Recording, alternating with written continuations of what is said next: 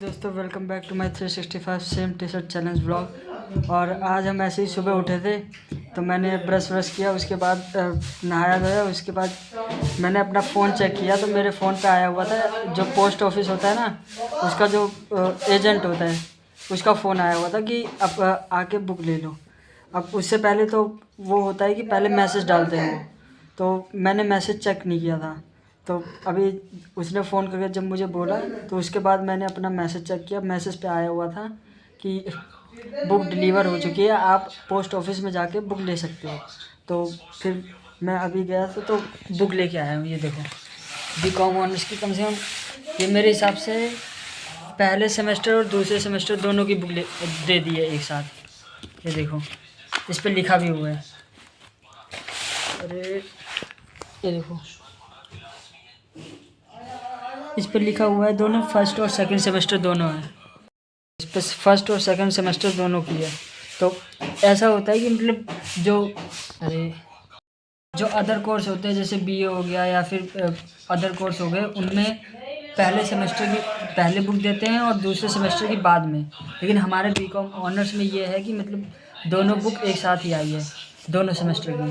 तो मेरे को तो लगा था कि मैं हाथ में उठा के ले आऊँगा, पहले सेमेस्टर की होगी 4 ही बुक होगी, 4-5, तो मैं हाथ में उठा के ले आऊँगा। लेकिन फिर वहाँ जाके पता चला कि दोनों सेमेस्टर की एक साथ दे दी, तो मेरे हिसाब से 10-11 बुक हैं कुल।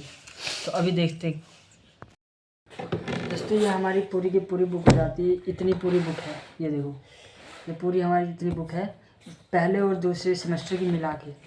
तो अभी ये हो जाती है हमारी पहली बुक होती है ये हमारी मैनेजमेंट एंड प्रिंसिपल की, ठीक है। ये इतनी मोटी है, ये देखो इतनी मोटी पढ़नी पड़ेगी। उसके बाद हमारी आती है बिज़नेस लॉ की। ये भी कुछ ठीक ही है, ज़्यादा खास मोटी नहीं है, लेकिन फिर भी ये सब पढ़ रखा है। उसके बाद आती है हमारी फाइनेंशियल अकाउंटिंग की। ये तो हम 12वीं से पढ़ते आ रहे हैं, ये बिल्कुल ही आसान है।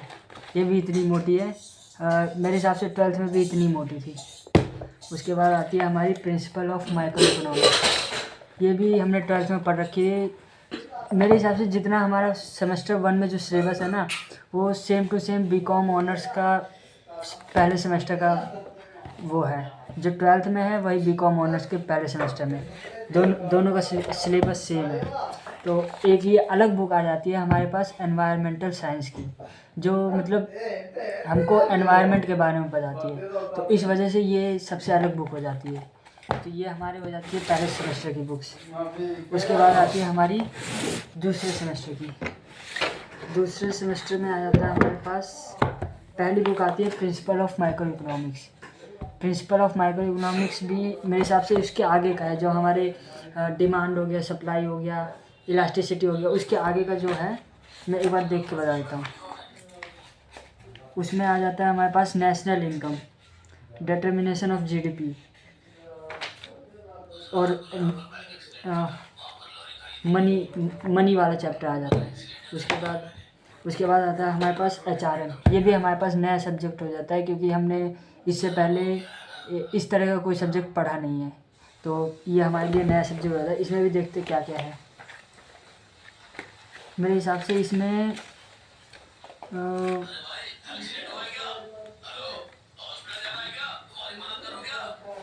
इसमें मेरे हिसाब से ह्यूमन रिसोर्स मैनेजमेंट, मतलब ह्यूमन के रिसोर्सेज को कैसे मैनेजमेंट किया जाता है, इसके बारे में होता है। तो ये भी हमारे पास नया सब्जेक्ट है। और ये कॉर्पोरेट अकाउंटिंग, ये भी थोड़ा सा नया सब्जेक्ट हो जाता है, लेकिन हाँ ये है कि अकाउंटिंग हमारे लिए पुराना सब्जेक्ट ही है। बस ये है कि इसमें कॉर्पोरेट जोड़ने के बाद जो चीज़ें अलग हो जाती है, उस वजह से हमारा ये नया सब्जेक्ट थोड़ा सा बन जाता है। उसके बाद हमारे पास आता है हिंदी औपचारिक, जो मैंने 11th के बाद से बिल्कुल छोड़ दी थी। वही चीज़ हमारे पास दोबारा आ चुकी है, तो इसको फिर से पढ़ना पड़ेगा। और फिर से पढ़ने का मन तो नहीं है, लेकिन फिर भी थोड़ा मोड़ा पढ़ लेंगे पास होने के लिए। उसके बाद हमारे पास आ जाता है अपना लॉ की बुक, जो होती है कंपनी लॉ, जो हमारे मतलब पहले सेमेस्टर में नहीं थी। पहले सेमेस्टर में सिर्फ 3 ही लॉ था, एक contract law, limited liability partnership act, और मेरे हिसाब से सेल ऑफ गुड्स एक्ट। और चौथी बुक ये आती है जो होती है हमारी कंपनी लॉ की। कंपनी लॉ में मतलब कंपनी से रिलेटेड जितने भी लॉ होते हैं वो सारी इस बुक में दिए जाते हैं सेमेस्टर 2 के। तो हमारी ये पूरी हो जाती है पहले सेमेस्टर की बुक और दूसरे सेमेस्टर की बुक। ये मेरे हिसाब से करीब करीब 5 और 5 दोनों सेमेस्टर की बुक मिला के 10 हो जाती है। तो इतने में हमारी पूरी बुक हो जाती है। अभी मेरे वीडियो बनाते समय एक बंदे की पीछे की आवाज़ आ रही हुई जो मतलब मोबाइल चला रहा था, वो दिखाता हूँ। ये देखो, ये मेरा मामा बैठा है, ये मोबाइल चला रहा था। इसने मतलब मेरे को वीडियो बनाने नहीं दी। ये बीच बीच में मोबाइल चला चला के मेरी वीडियो ख़राब कर रहा था। तो अभी हम इसका मोबाइल बंद करेंगे। ये खाना खा के उठा है। तो मैं दोपहर में ऐसे ही सो रहा था तो मेरे दोस्त का कॉल आया कि रिज़ल्ट आ गया है, रिज़ल्ट देख ले। तो मैं भाई आराम से उठा कि मतलब रिज़ल्ट आ गया, चेक तो करना पड़ेगा। तो मैं उठा, चेक किया। चेक मतलब थोड़ा सा सोचा कि 1-2 घंटे बाद चेक करूँगा, क्योंकि साइट जो है वो बहुत धीरे चलने लगती है जब सारे चेक करने लगते हैं। तो फिर मैंने 1-2 घंटे बाद चेक किया।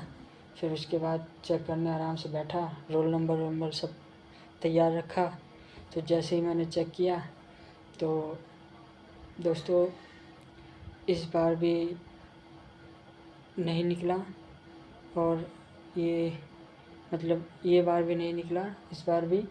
तो फिर मैंने मतलब मेरे को बहुत बुरा लगा, क्योंकि 3 अटेम्प्ट मैं लगातार लगा हुआ हूँ और 3 अटेम्प्ट मैं दे चुका हूँ। तो इस वजह से मतलब मुझे बहुत बुरा लगा। उसके बाद फिर मैंने मम्मी को बताया, पापा को बताया। मम्मी ने कहा कि कोई नहीं, एक और दे ले, क्या पता निकल जाए। तो मैं तो बिल्कुल हार ही गया था कि मतलब नहीं निकलेगा मेरे से, क्योंकि 3 अटेम्प्ट लग चुके हैं। जब 3 अटेम्प्ट लग जाते तो उसके बाद अपने खुद के ऊपर से भरोसा उठ जाता है कि इस बार भी शायद नहीं निकल पाएगा। तो इसलिए मैंने मम्मी पापा को बताया। उसके बाद फिर पापा ने कहा कि कोई नहीं, निकल जाएगा। तो इस बार फिर से भरने की कोशिश है। एक तो ये है ना यार कि मतलब ICI बहुत मतलब जो उनकी मार्किंग होती है वो बहुत ज़्यादा होती है। मैं उस चीज़ से दुःख नहीं हूँ, मतलब उस चीज़ से दुखी नहीं हूँ कि मार्किंग बहुत ज़्यादा होती है। मुझे दुःख इस चीज़ का है कि मेरे इतने पढ़ने के बाद भी नंबर नहीं आ पा रहे। क्या हुआ आंटी?